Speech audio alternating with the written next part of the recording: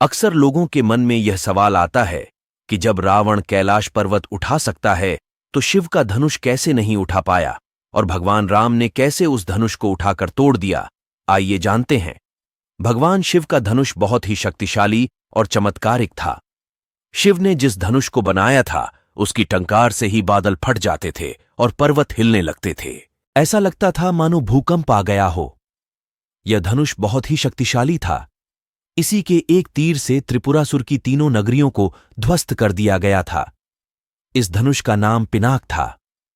देवी और देवताओं के काल की समाप्ति के बाद इस धनुष को देवराज इंद्र को सौंप दिया गया था।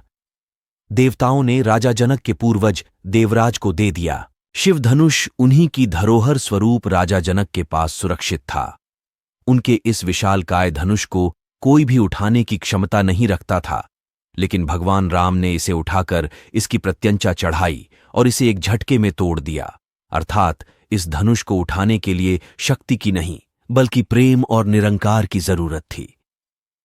यह मायावी और दिव्य धनुष था। उसे उठाने के लिए दैवीय गुणों की जरूरत थी। कोई अहंकारी उसे नहीं उठा सकता था। रावण एक अहंकारी मनुष्य था। वह कैलाश पर्वत तो उठा सकता था, लेकिन धनुष नहीं। धनुष को तो वह हिला भी नहीं सकता था। वन धनुष के पास एक अहंकारी और शक्तिशाली व्यक्ति का घमंड लेकर गया था। रावण जितनी उस धनुष में शक्ति लगाता, वह धनुष और भारी हो जाता था। वहां सभी राजा अपनी शक्ति और अहंकार से हारे थे।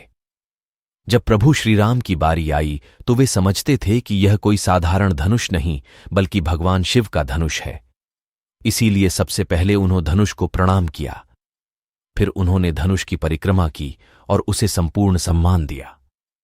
प्रभु श्री राम की विनयशीलता और निर्मलता के समक्ष धनुष का भारीपन स्वतः ही तिरोहित हो गया और उन्होंने उस धनुष को प्रेमपूर्वक उठाया और उसकी प्रत्यंचा चढ़ाई और उसे झुकाते ही धनुष खुद ब खुद टूट गया।